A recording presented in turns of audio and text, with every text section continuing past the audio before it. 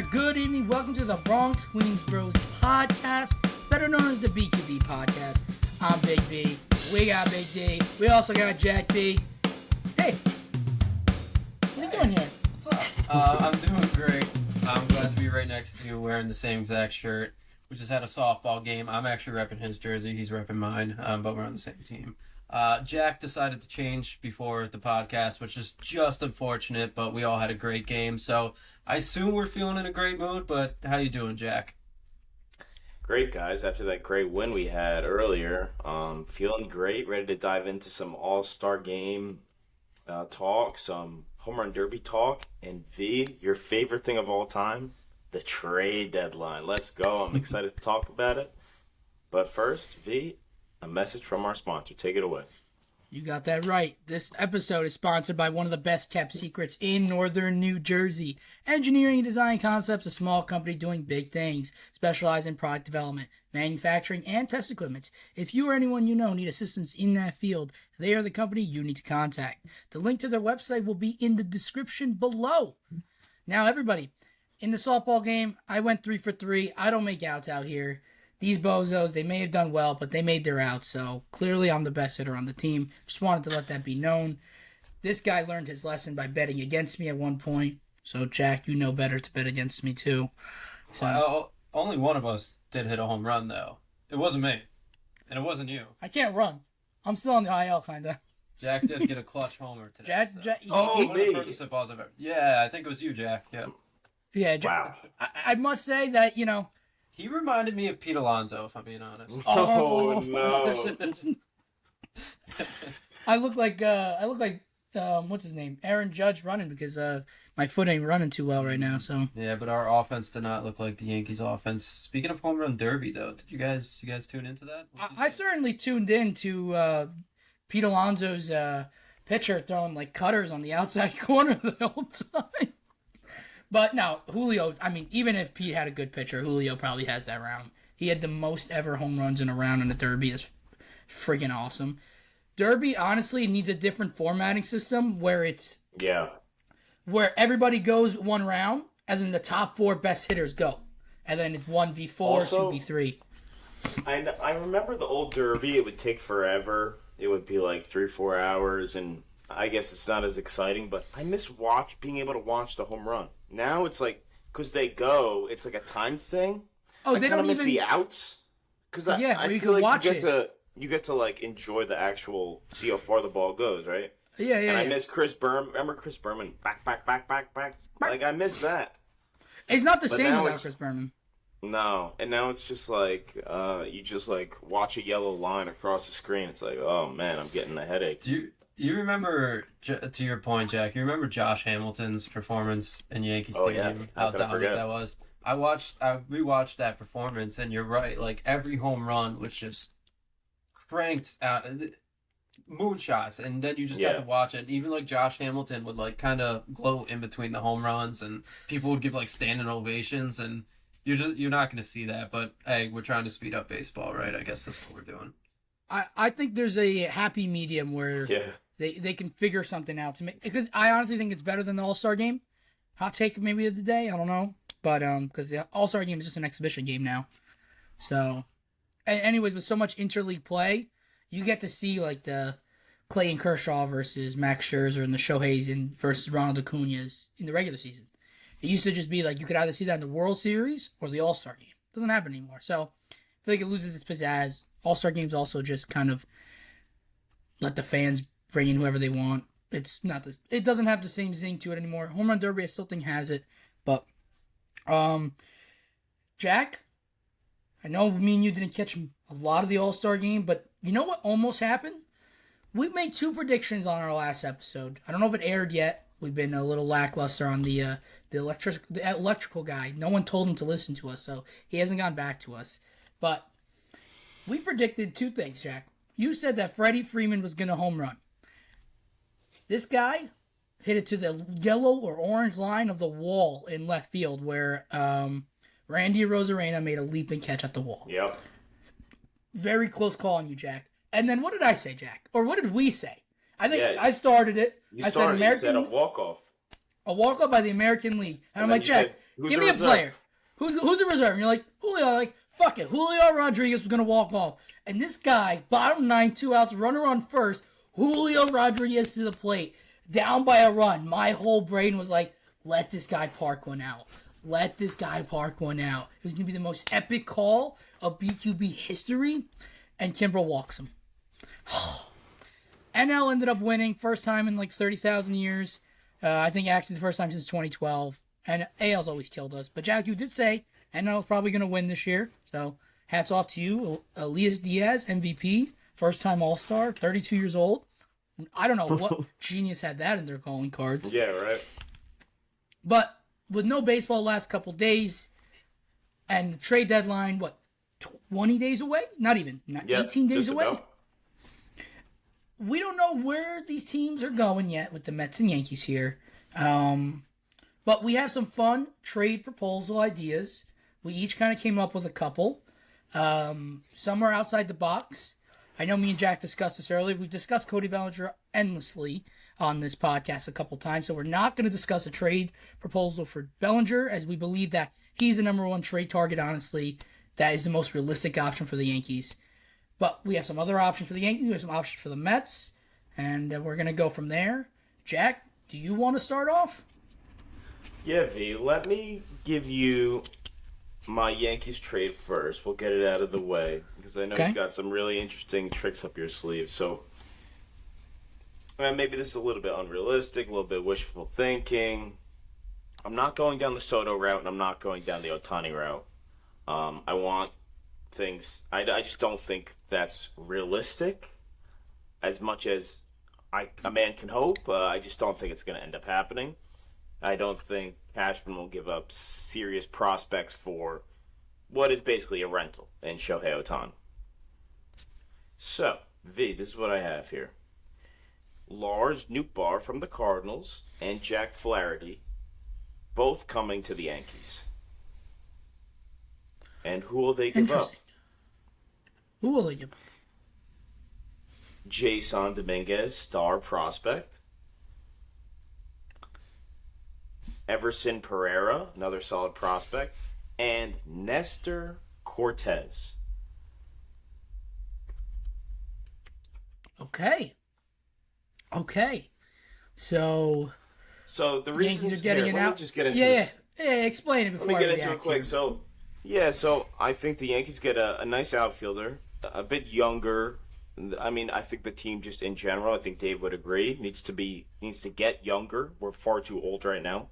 We're also far too right-handed. I think a left-handed hitter would benefit us greatly. Especially because we have the short porch and we don't take advantage of it nearly as much as we should. And Lars Nootbaar, he has lots of years of control, and I think it would be also nice to pick up Jack Flaherty, a pitcher that's really dominated since having a really rough April. So, yeah, I like this trade a lot for the Yanks, although I think Bellinger's definitely the one I do like a little bit better than this. So I think with Lars's age, you're going to end up giving up probably a lot because of the amount of years on his contract. Okay. That's an interesting route. I didn't think. I wonder if the Cardinals would be willing to trade off a guy with a lot of control, because I thought the Cardinals had a decent team coming into the year, and they're just dreadfully underperforming. And I wonder if they'd be willing to trade off a guy with a lot of high talented ceiling that can definitely be there for the retooling. I feel like that's what the Cardinals need. They need to retool. So Yeah. I don't hate it. I think that'd be a great trade. Listen, Lars Nootbaar is on my Diamond Dynasty team in MLB The Show. Guy rakes. So for me, he'd probably rake in New York 100%. And Jack Flaherty, that's an interesting pickup. I feel like he'd be good. The Yankees pitching has been great without Nestor, so you got to imagine that they probably don't miss him, or you wouldn't miss him as much, especially with Jack Flaherty coming in. Bullpen's been solid for the Yankees.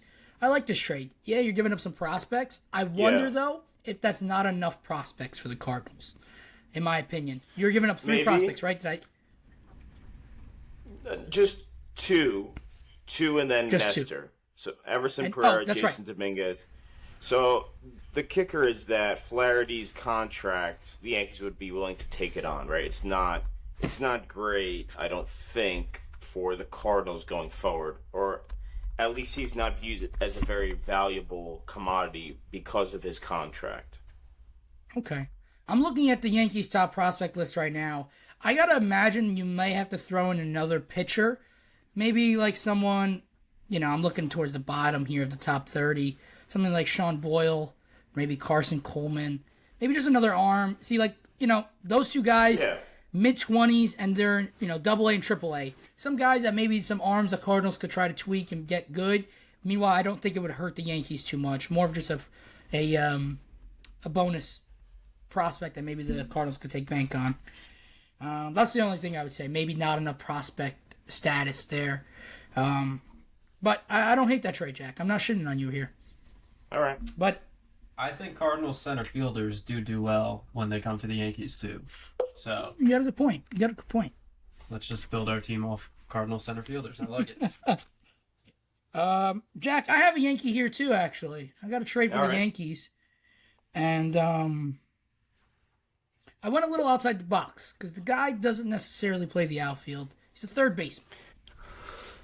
Okay. It's Jamer Candelario from the Washington Nationals. He's on a 1-year deal. He's a rental. He's having a great year. He's having probably the best year of his career. And I think the Yankees get away by trading some not really high prospects. I got Tyler Hardman. What did I say here? Tyler Hardman. He's a third base and first base prospect. He's 24 years old in Double A. And then I got the Yankees giving up Yondris Gomez. He's their number 9 prospect. He's 23 in Double A, a little older for that, has some decent stuff, but hasn't really figured it out yet. I think those are some 2 prospects that are solid. I don't think the Yankees would direly miss. Maybe you can even get like a bullpen arm from the Nationals if you need. Maybe they got like a low level prospect you get in that deal as well. But Candelario is a switch hitter. He's hitting for a decent amount of power, so he's going to bat lefty most of the time probably. Probably wouldn't play too much against lefties. You probably have Donaldson and DJ there. And that's kind of who I got. I think that'd be a nice little pickup. It helps bolster the offense, bolster the bench, and I think it'd be a nice little pickup for the Yankees here. I don't mind that, V, outside of the fact that I think we're going to need an outfielder, I agree. And I think this trade feeds off a Bellinger trade for me. Yeah. Yeah, I think this is a move that definitely could happen, but I don't think it would be the only move, right? I think it would be a nice... It's not the blockbuster move. I wasn't going for that. I was going for a move that I think the Yankees should make, but it's a complimentary move, in my opinion. Yeah, don't mind it at all. How about you go right into your Mets ones, because I know you got some interesting Mets takes. I mean, I do, but I know this gentleman here has a Yankee one as well. Oh, fire away, Dave. I do I have an exciting one for both teams as well. So you want to do it at the end? I think I'll save mine for the end. Ooh. Because mine are the juiciest, for sure. Juicy. I haven't heard your guys', but I just know mine's better. So, Jack, I actually have 2 Mets trades because I can't stop thinking about it. Because I read it on Twitter about Nolan Arenado coming to the Mets. And I can't stop thinking about it because I loved watching Nolan Arenado. And I remember when he got traded to the Cardinals for nothing, I was so pissed. I'm like, how did every other team just... The Cardinals got paid to get him as well. That's what blows my mind. And plus, they what's his name? Walker. What's his first name? Whatever. Jordan Walker? Jordan Walker. He's a natural third baseman, and they put him in left. So you got to imagine they trade Arenado. You get Walker coming back to third. So I think this trade could get the deal done. I have to throw Brett Beatty in this deal. I know he's a third baseman as well, but Beatty has experience in left. So that they can decide who they want to play anywhere. But Beatty's a lot of years of control, clearly a very high ceiling type of guy, a 300 average guy. Mark Vientos, a new DH for them maybe, a lot of pop. Blade Tidwell, he's the highest ranked starting pitcher in the Mets farm system, number 5 overall in the farm system. He's got a lot of hope, a lot of prospect status. He's looking really good. I like him a lot. He's rated A+. He's 22 years old. So he's good. And then last but not least, I have Nick Maribiotto. He's a outfield prospect for the Mets. He's number 12. He's in rookie ball. He's only 20 years old, but he's batting around 300 in rookie ball right now. Some home runs. I think this trade gets it done. Clearly, the Mets are going to have to take on the entire contract, obviously. And the Cardinals get a starting pitching prospect that's really good, I think. An outfield prospect, and you get a DH and an infielder. I think the Mets get this deal done without Mauricio, without Alvarez, without Parada. I think those are the good keys in this deal for me. I think I would do this deal. I'm a big Brett Beatty fan, but if there's any chance we get a guy that is a top 10 MVP guy year in, year out, and you think about the Gold Glove caliber defense on the left side with Lindor and Arenado every single day, I mean, that's just amazing. Another big power bat in this lineup. Lengthens the lineup up. I mean, for me, this is a no-brainer. I know he's older, but he's only got 3 years after this deal, and he's, I think, only 34. I feel like he's definitely could play through this contract very, very well. V. And honestly, if we're just looking at the trade, I don't mind it at all. I think maybe even less than that would get the deal done, just because of how much Arenado is getting paid.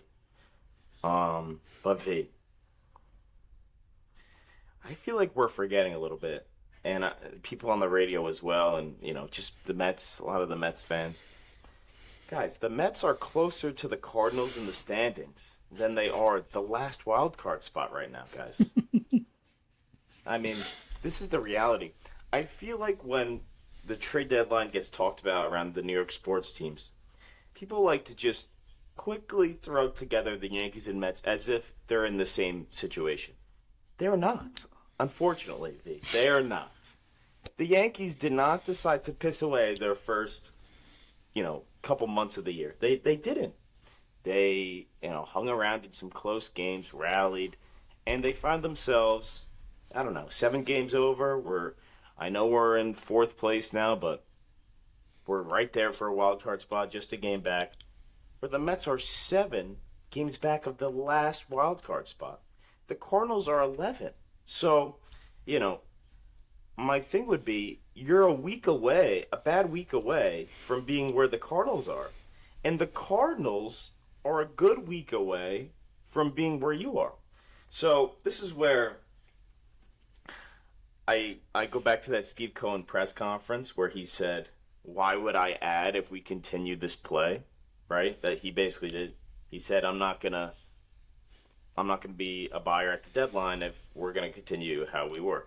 And I guess to the Mets' credit, they did play pretty well during July so far, right? But V, I don't know. The Mets seem like an old team.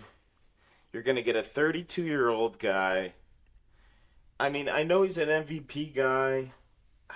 I don't know. I just think the last thing the Mets need is a lot of money tied to another 30-plus-year-old player. I mean, I don't know. I don't know, V. I don't know about this trade. I got one more trade for you. Okay. I'm going to the south side here with the Chicago White Sox. Okay. And I have the Mets as buying again because I'm convinced hear me out. If the Mets, let's say they go, and I think they got like 15 games before the deadline. If they just go 9 and 6, 9 and 6, they're 1 game under 500 and probably within 5 games of a wild card spot. That's playing at a 600 winning percentage for the rest of the season, and you probably make the playoffs. That's my opinion on this. That's a lot to ask. It is a lot to ask. That's why I think buying and helping bolster the team up would get there.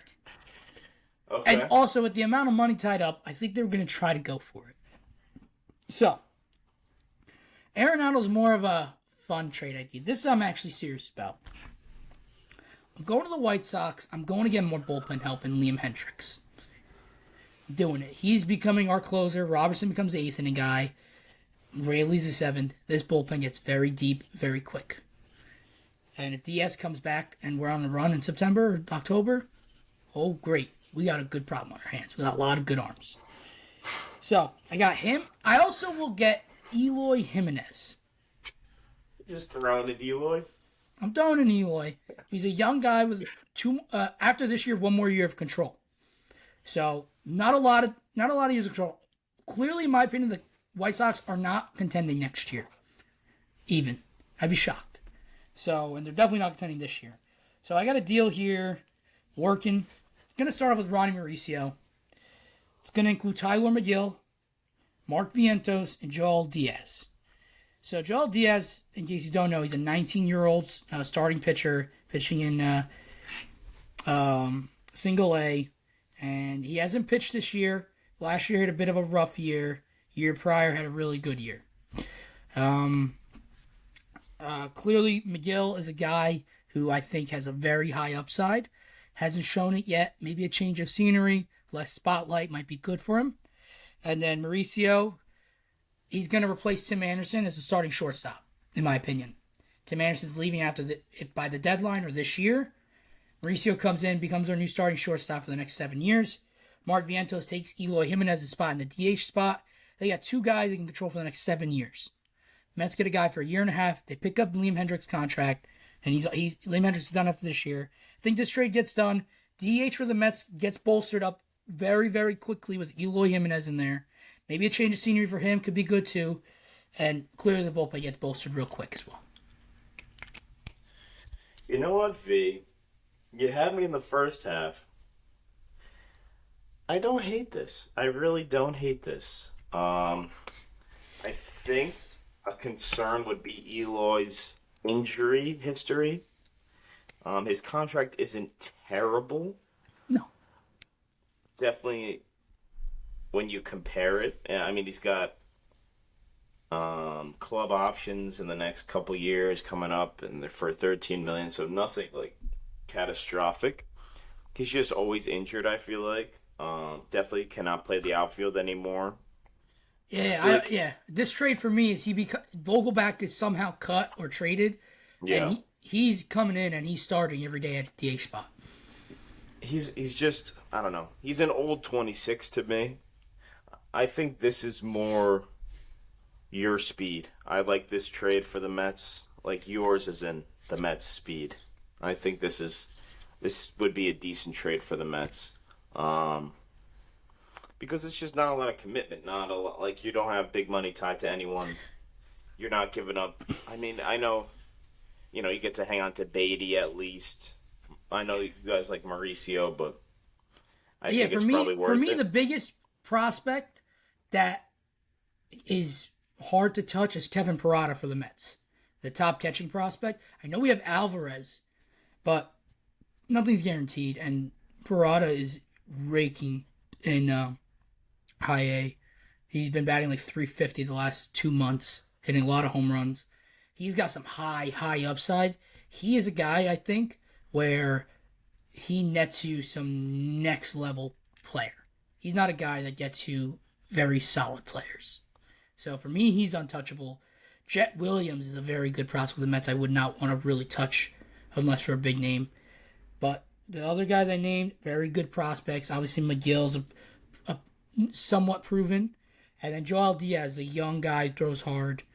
Those guys can always develop to being really, really good as well. And it gets you Hendricks for half a year and Eloy Jimenez for 1 or 2 years. All right, V. I don't hate it. Are you ready for my Mets trade? You're probably gonna not like it very much. You're sitting there with your button. Classic. If you hate All it, right. can I press it? Oh, thanks. My trade is for the Mets to trade him.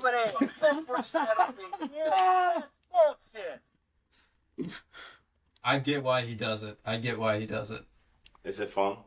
And Jack, I love you, but you just went so quiet. It's like if I ever want someone to stop talking. Right.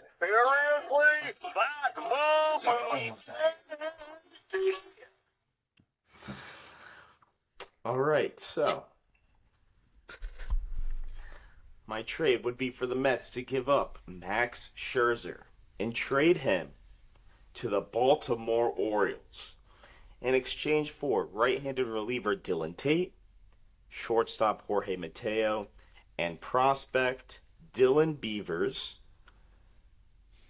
And that's it. V, how do we feel about this? I'm not going to press it. I'm not going to press it because I don't hate it, because I like Jorge Mateo a lot. I like him a lot. Now, I don't know about the last prospect you said. Do you have any kind of summary for me there? He was a first-round pick back in 2022. He's an outfielder. He's got good power, apparently. He's only 21. He's in Double-A right now. It's really all I got for you here. And Dylan Tate, he's been pitching this year, right? Yeah, he's a reliever. He's a solid right-handed reliever. He's got good stuff. I think that helps your bullpen. I think the main thing, and obviously, this is Max Scherzer would have to waive the no-trade clause because he does have a no-trade clause. Yep. And on top of it, I think the Mets would have to pay the rest of his salary for this year. I have one thing though. No starting pitcher coming back in this trade is something I would be shocked they do. Okay. Because how would you? Sorry. I'll let you finish. And I guess this would be a little bit of like, in a couple weeks, let's say the Mets struggle, right? This would not be obviously if you go well, right? This is 2 weeks down the line. The next 15 games, instead of what you said 9-6, they go 3-12, right? Then I think we're looking at this trade. Yeah. What if we throw in John Means? How would you feel about that? I think I'd comfortably make that trade. Yeah, because I think you get off Scherzer's money, right, for the following year. He's old. The Orioles need the starting pitching right now because their starting pitching is horrendous. And I think they can almost go for it, and maybe even they would give up another prospect. The thing is, if you go to any like this trade simulator, Scherzer's negative on the scale because of how bad his contract is and how bad he's playing right now. So that's where it gets tough, where I don't think you see like a huge return from Scherzer. Maybe Means just because of the injury history. And he is Tommy John, right? So I think he's on his way back. So here's, I have a funny take here before we move on here. I think there's a route where the Mets could trade Scherzer and low-key still content. Yeah. Because let's say you get like a young, I don't even know how to approach this sentence. Let's say you get like a young guy who's big league ready, or maybe he's had a few starts for a different team that's coming over, and he pitches well in the second half for the Mets. And he's just replacing Scherzer, and everyone else in the rotation stays and pitches well, and the offense doesn't get any subtractions and maybe just lets the young guys play. There's every chance in the world the Mets still got a shot. In my opinion. Yeah, I think so too. It's not like Scherzer's been outstanding or he's even performed well in big games for you guys. I think Jorge Mateo's a solid piece. Stolen bases, I know he's completely fallen off after I gave him all the credit for one of the guys the Yankees let go a long time ago, but he's completely fallen off. But maybe a change of scenery wouldn't be bad for him because I know they probably want to get some of their other prospects in at the middle infield positions. Yeah. And Mateo could even be a corner outfielder. Like, he's that athletic.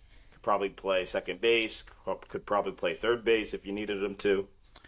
Do you think there's a trade partner for Marte anywhere here? Dude, I was looking for a while. I don't see one unless, I think he would have to be like a throw-in. Like, if things go wrong and, I don't know, maybe Alonso and Marte. I don't think the Mets would trade Alonso, but, they're going to have to pay him soon, Well, yeah, 100% there. Alonso's going to get probably a $200 million contract. So for me, I think Marte's got to get paired up with another guy who's got a decent contract on him, where it's trading of kind of bad contracts. Okay. And I'm going to do this because I know Yasmani Grandal's on the White Sox and he gets paid a decent amount. What if somehow you get Marte involved and you get Grandal involved? Maybe you could trade Armor Narvaez from the Mets because he has a decent, really not expensive contract. Maybe a team that's kind of in contention that needs a catcher that's pretty solid. And then Grandal becomes our backup catcher. Doesn't play much, but whatever. And there's ways I think the Mets can move around the money to free up right field and maybe make McNeil a right fielder full time, get a second baseman, call up. I think there's ways. I don't know if they're willing to go down all that. That's a lot of moving parts there that have to go your way. Right. But I wonder if there's a way because right now Marte just doesn't cut it for me. Yeah, that actually brings up a good point where if the Mets instead of buying per se or selling per se, that's how we tend to look at trades during the MLB trade deadline, right? You're either on one side of the aisle, you're buying, trying to get good players, or selling. What if we just shuffle the deck a little bit in the middle? The fringe players, we just shuffle some new guys in, shuffle some other guys out, and we don't make any abrupt changes or anything drastic, but we just shuffle the middle. Could that be a big enough change of vibes or, a little bit of a spark here or there to push the Mets towards, a better month of July, then continue that play into August, maybe? Yeah, I don't know if you remember 2019, Jack. The Mets were selling, and then they acquired Stroman, but they acquired Stroman because he had an extra year on his contract. They got him really for the next year. Or 2020, however that worked, I'm not sure. They got him for the next year, and then they who else did they get? They got a bullpen arm that had another year of control. They got like guys where they can, even if the year went to shit, which I ended up doing, it was they were building for the following year. So I wonder if they could get a trade for guys who not only have they'll have just as rentals. Maybe get a guy where they can try to build off them for the following year. Right. That's why I think Scherzer would definitely be in the cards, even in that scenario, because you could really say since that wild card game, how many good starts has the guy even had? Like, were you saying he had a string of 5 good starts at this point in the season. Every other one has been very, very up and down. Yeah, but I feel like nothing even like Max Scherzer-esque, right? Nothing like last year when he was really feeling it towards the beginning of the year, or when he was on the Dodgers humming it. I don't know. Just doesn't look like the same guy to me. So if you can get a desperate team, and there's a few that are desperate for the starting pitching, I don't know. I think it's worth a shot, and you guys, you could still definitely compete without him. It's not like he's been good. So I can't argue there.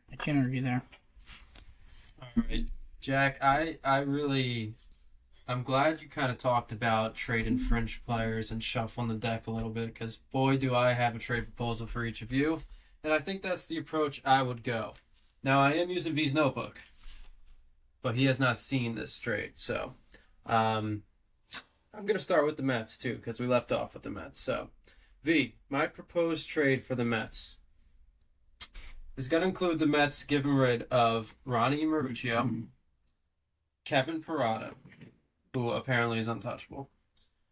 I'm going to throw in David Peterson. I'm also going to throw in Vientos.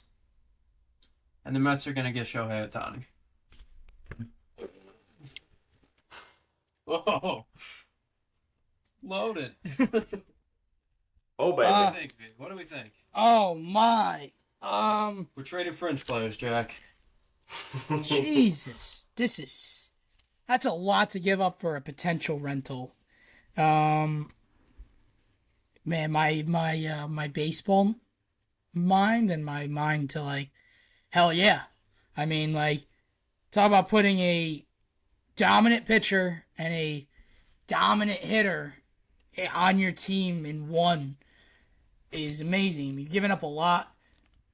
What I'd like to be able to do is maybe get a guaranteed contract extension with him locked in, and I would do it. Otherwise, I probably would be a little hesitant. V, I think if you have some sort of guarantee, man, you're gonna need to give up way more than that. Way more than that. Really? Yes. It's Okay. gonna start with Beatty. I think Beatty is probably perceived as your most valuable asset. Okay. I mean, am I wrong? Oh, obviously Alvarez, but I would assume Alvarez would not be in that discussion. Yeah, I gotta assume now. So would that trade be enough for you with no contract guarantees? Yeah, if I'm the Angels, yes, but if I'm the Mets, I'm not doing that trade. The Angels screwed up. I'd probably be They- very the, hesitant. the Angels really screwed up. They should have traded Shohei last offseason because it puts your team at such a disadvantage to make a catastrophic change in your farm system by shipping all these prospects away, and you don't even know if you're going to retain the guy, right? It's a risk that I don't think many teams would take. I don't even think the Yankees back in their heyday would take that risk. It's crazy. It's a crazy risk. Maybe San Diego, like, if they didn't pull the Juan Soto deal, right? That's the only thing. But now, like, I can't see it. And also, how would you ever be let's say the Mets traded for Otani, they missed the playoffs, and then he leaves. I mean, that is just horrendous. That's That is Mets. just That's the Mets in Very- definition. that's Very Mets. but I don't think. First of all, I don't think Steve Cohen's going to do anything like that. Especially without a president who he seemed to just continue to talk about during a press conference. Oh, we need a president of baseball operations. Oh, we need a president. We need a president. I don't think Epler is allowed to make a Shohei Ohtani type trade. I just don't. I think if a team wants to trade for him, I call me a homer V. I think the Yankees have a better chance of trading for him than the Mets do. But I think the Dodgers, it's going to be Dodgers, Yankees, Seattle. If they didn't trade for Luis Castillo, would be an excellent position to trade for him right now. But they gave up Novelli Marte for Luis Castillo. I really still like Seattle to trade for him, or I'm sorry, to sign him in the offseason. I really do like that. All right, Jack, I have a feeling you might not like my next proposal for the Yankees. But we're going to go ahead and give up Jason Dominguez, Austin Wells, Randy Vasquez, Oswald Peraza, and Drew Thorpe for Shohei Ohtani.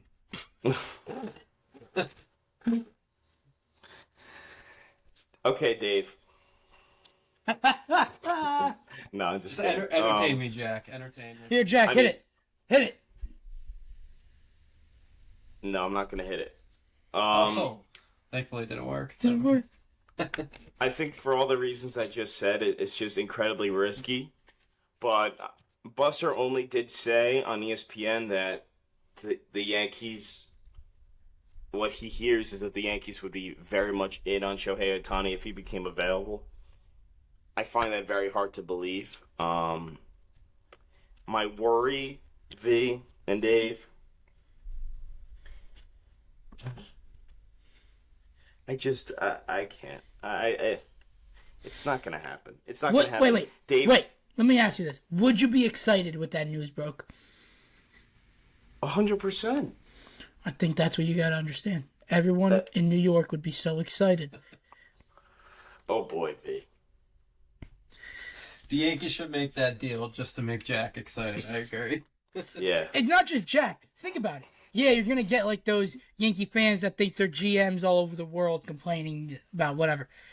Think about the immediate impact it has on the Yankees. Not only that, if he comes here, Yankees go on a postseason run. He tastes the postseason with the Yankees for the first time in his career.